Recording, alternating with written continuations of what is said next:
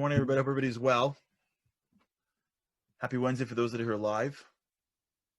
Happy whatever day it is of the week that you are here. Thank you so much for being here. We've been talking about the idea of responsibility of time. We ended yesterday with this ritual called Modani. I was thinking yesterday if we should make cards or something for those that are interested. Talk to the Momentum All-Star team about what we can do. We should just have something at our nightstands or something to remind us in the morning how to begin our ritual. I hope you guys did it. I did it this morning. I was much more mindful today than usual. It helped me when I was getting up this morning. Just to be appreciative of the day that is in front of us. Just to be more of a steward of time. And we'll start delving a little bit further into, how do we tap into that energy so that we start the day off correctly. What we're talking today about a little bit is today is actually a day on the modern Jewish calendar called Yom Hazikaron. Yom Hazikaron is Israeli Remembrance Day. And I want to talk a little bit about that. I have, in general, when you grow up in America in a non sort of war time, it's easy to lose appreciation for the battlefield. When you grew up, if you grew up in the middle of a world war, if you grew up at a time where there was a draft, where people were being sent off to battle, when you grow up in a time in which you feel like you are constantly under pressure, the army plays a much different role in your life than if you were blessed to grow up in a time that's relatively of peace, or you're in a country that it's relatively secure. And it's easy for those who are not familiar. It's easy to take that for granted. It's easy to take soldiers for granted. It's easy to take an army for granted. It's easy to take, listen, God, I believe, provides the security, but we got to do our job. But it's easy to take peacetime for granted. And we don't realize that there's a cost for that. Even if you live in Israel, or you fly to Israel, or you visit Israel, for the most part, you're not on the borders. You're not in the raids. You're not defending. You're just enjoying the security that was provided by somebody else. Memorial Day in America, I believe, is a real holiday. I really do. I don't think it's a time to sit around and barbecue. I think it's a time to have, we say in Hebrew, hakarat hatov, hakaras hatov, appreciation for other people that are willing to put their lives on the line for our security. Now, this concept of gratitude for something that you may not fully appreciate is critical. This is where the empathy comes in. And for those who know or are either a soldier or a parent of a soldier, which I'm not sure which is worse, or which is harder, I shouldn't say which is worse, which is harder, you understand just what a sacrifice it is. Just what it means to send a child off to battle, to send a child off to an army, and the sleepless nights and the worries and the panic. And then for that own kid, and remember, these kids are 18, and unfortunately, in certain news outlets in the Western world, they seem to, I don't know if they enjoy it or it's good for ratings or it's part of their thesis, they seem to paint Israeli soldiers as older and crueler than they are. It's a tremendous travesty. And when we go to Israel with guys, which I'm blessed to do with Momentum, almost invariably in every single trip, what is shocking for most adult men who have never been to Israel before is that Michael just said that they're kids. They're 18, 19 years old. They're kids. And they are being trained and drilled and given responsibility for things that are well beyond their years. And they have no choice but to grow up really, really, really, really soon. And these are the moments, I got an email from somebody about holidays and, whether it's a religious holiday or a modern holiday. And to me, it doesn't really matter. If you have an opportunity to pause your life and give respect, if you have an opportunity to stop what you're doing, even if it's not immediately relevant, and tap into a trait, especially the trait called gratitude, especially for something that you may not immediately feel. If you don't live on a border of an enemy, or if you don't live at a time where you feel like you are in the middle of a war, you may not need a Remembrance Day. But it's important that we become people that never gloss over the sacrifices of other people. For the parents, you know that it's important that your children begin to recognize how much you sacrifice for them. For children, sometimes that's the same thing for your parents, spouses, friends, even community members. I remember one time I calling a rabbi for advice years ago, and then I called him to tell him what happened, and he thanked me, because usually people call him for the negative, but they forget to call him for the positive. Believe it or not, sometimes community leaders are there just when people have problems, but no one remembers to call them when things work out. Nobody thinks they're human beings. I was talking to a minor celebrity recently, and he was expressing to me just how human he is. And when people come up to other people that are behind screens a lot, they're still human beings. And they make comments that are absolutely ridiculous sometimes. We forget that there are people that are sacrificing for us, even in things that we don't fully appreciate, but they're still sacrificing for us. And whenever we have the opportunity to become grateful of it, that's forget what it does for them. It's a tremendous upgrade for us. We become people that take nothing for granted. We become people that walk the streets and don't assume that we just deserve stuff. We become grateful human beings that start to appreciate the things in life that are invisible. That's a tremendous level, and one that God loves like crazy. When you start to appreciate the invisible. You know, there's a great rabbi named Rabbi Avigdor Miller.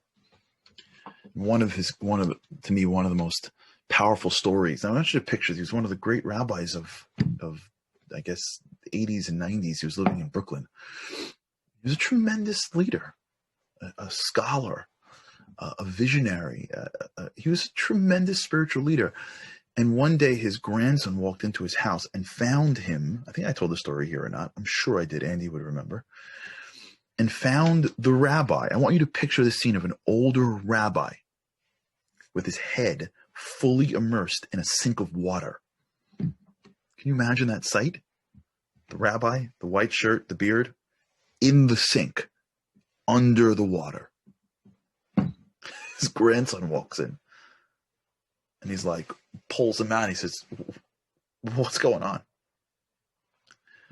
So his grandfather, dripping of water, says, "You know, on the way home, we were listening to the radio, and they were talking about the pollution, the air pollution. And I found myself getting upset. And then I thought to myself, you're upset about air pollution? Have you ever even appreciated the air? Now you're like thinking of air pollution. Have you even appreciated air? Do you get to breathe? That you live in a world where you can take breaths?" So I came home, I filled the sink, and I wanted to show myself how lucky I am that I get to wake up in the morning and breathe. I want you to understand that's not like a childhood exercise. That was the work of one of the great rabbis of our previous generation. That's greatness. Greatness is the ability to appreciate the invincible. Greatness is the ability to appreciate the things that may not be at our doorstep.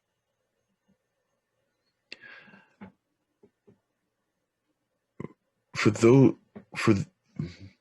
that don't live in the mind of the diaspora Jew, you may not realize what Israel means, not just from a perspective that we have a country, but from a perspective of a nation that has for so many years been kicked around.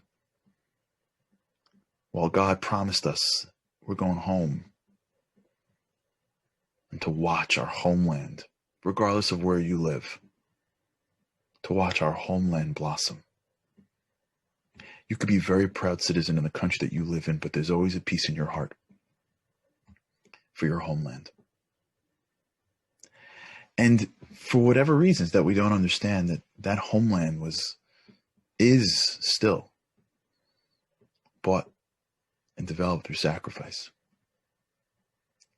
And what today really is the respect and the appreciation for those that we may not see, but that we owe a debt of gratitude for. For all the mothers and fathers that send their boys to battle, and girls.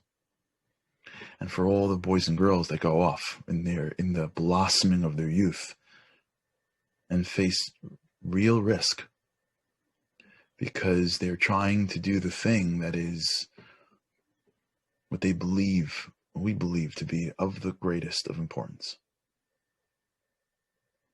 Today's a special day, regardless if you're a Jew or not, regardless of your level of observance, regardless of your appreciation for Israel.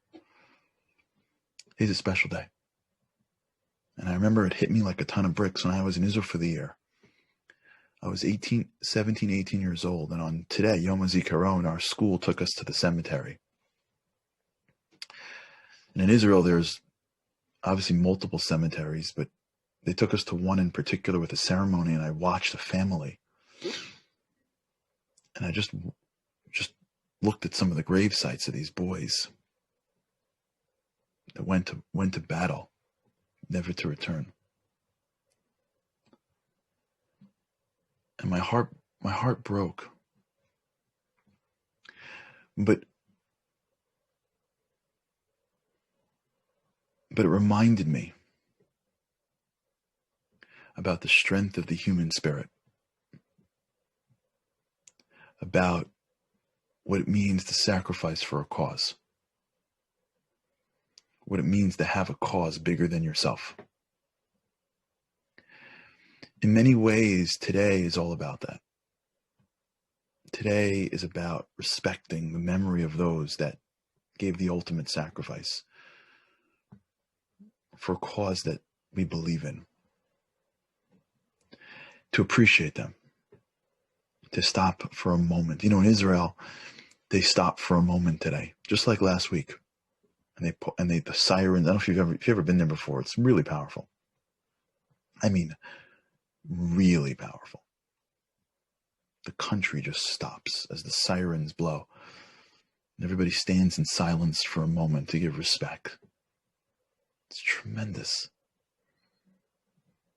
These are the things that make us great. Respect and appreciation and gratitude and recognition of somebody else's sacrifice, even if I don't know their name.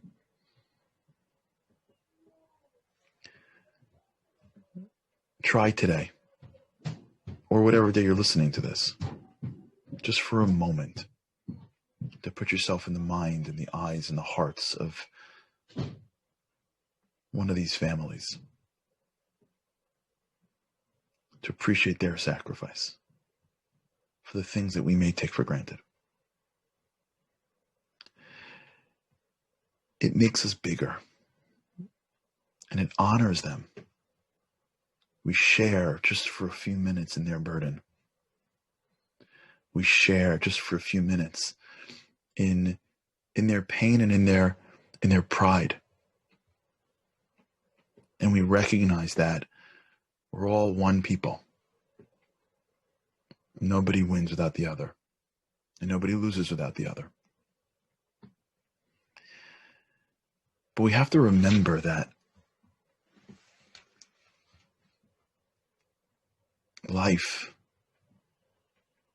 is meant to be more than just the self-preservation of our bodies. And we have to begin to make sure that we all have causes that are bigger than us.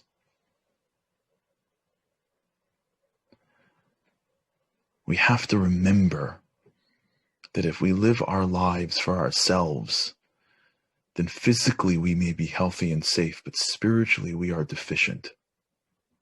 One of the groups that I spoke once for a group here of soldiers that came back. There were Americans that went to Israel to be in part of the Israeli Defense Forces, and they came back.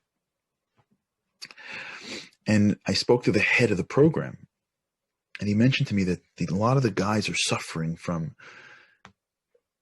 it's not real depression, but it's like that. And I asked him why. And he said, well, they're safer, they're more comfortable, they can make more money, but they're missing the cause. When they signed up to be part of the IDF, they were signing up for a cause. And when you live for a cause, there's a different type of living than when you live for your survival. One of the greatest ways that we honor those that sacrificed for a cause is by asking ourselves, am I living for a cause? Am I living for the betterment of other people? And am I willing to sacrifice myself for that? Am I willing to sacrifice my comfort for somebody else? Am I willing to sacrifice my time and energy and resources for the betterment of the greater good? Am I a soldier? Maybe not at the level of an actual soldier. Maybe not at the place in which I'm willing to risk life and limb. But all of us are soldiers in God's army. It's the words of one of the greatest rabbis of all time, Rav Moshe Chaim Luzzatto. He said that we are all part of the kingdom,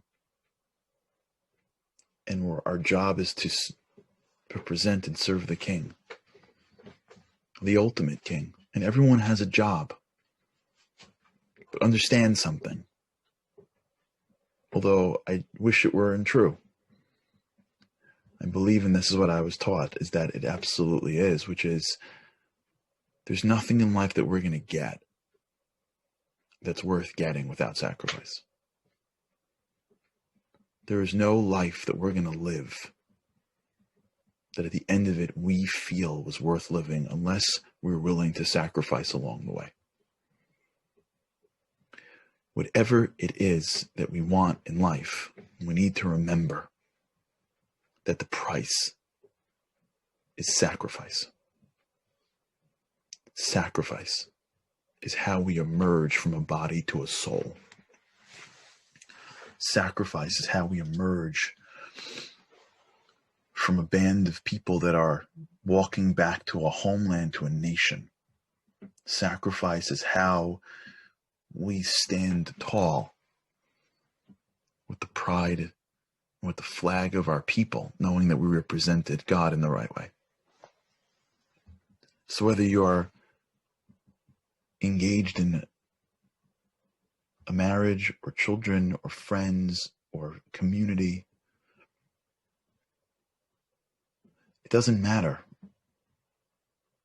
We have to remember that it's the sacrifice that's going to get us there. And we remember it when we appreciate someone else's sacrifice, even if we can't feel it, even if we didn't grow up with it, even if we don't know anyone that went into it. Today's a day that we can become bigger people, stewards of time. How much everyone that's celebrating Yom Hazikaron would do anything for more time. We need to appreciate just how valuable time is. And we need to stand even with those that we don't know, that sacrificed for a cause that we respect. So take a moment today, regardless of when you're listening to this, and think about what must be going on in the lives of the soldiers and their families. Put in a prayer for them, even for a few seconds, that God give them comfort and strength and pride. and that every one of us can muster up the strength to sacrifice that which what we need to become the people that we're meant to be. And that we too have the strength to live a life for a cause. Because there's no greater life than a life living for a cause. That's what today represents for Jews and non-Jews around the world. This story is not just a story of the people that are living in Israel. This is a story that's much greater. Tomorrow we're going to talk a little bit more about it because tomorrow is Yom Hazikaron. But just for today, it's so important. We appreciate what we got. We appreciate what we have in life. Time. And we give at least the appreciation to those that don't because they sacrificed for the things that we enjoy. All right, everybody, have an amazing day. If you know someone in an army, why don't you reach out and say thank you for your service? It'll mean a lot to them. And if you don't, that's okay. Stop what you're doing 20 seconds. Put in a prayer for them, all of them. God listens. And maybe your prayer will do something remotely. And at the very least, let us commit ourselves today to living more for a cause. Because it's living for a cause that makes life worth living. All right, have an amazing day. Let's be big today. Looking forward to God's help to see you again tomorrow.